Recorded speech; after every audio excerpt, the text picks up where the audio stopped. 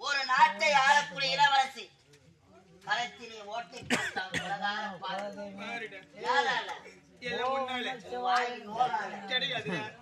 மாபெரும் சபையில உன் அண்ணனுக்கு மணிமுடி சூட்டு விழா. அமைச்சர் கரத்தால் மணிமுடி சூட்டினா அவமானமா? இதை அவமானம்.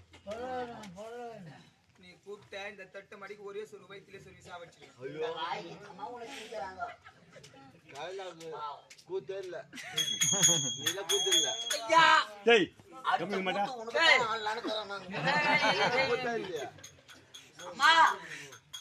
வாழும் பிரம்மதேவர் யார் யார் தலையில் என்ன விதி எழுதியிருக்கிறாரோ அந்த விதி பிரகாரம் தான் நடக்கும் அம்மா.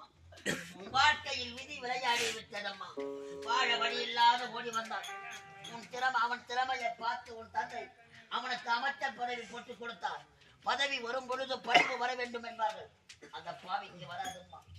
உன்னை பணி வாங்க வேண்டும் என்பதற்காக அந்த விஷக்குடி ஏற்பட்ட செயலை செய்தாரே. தேசிய கொடியா மாற போறான் பாரு. அவன் போற பஸ் கவுரும்.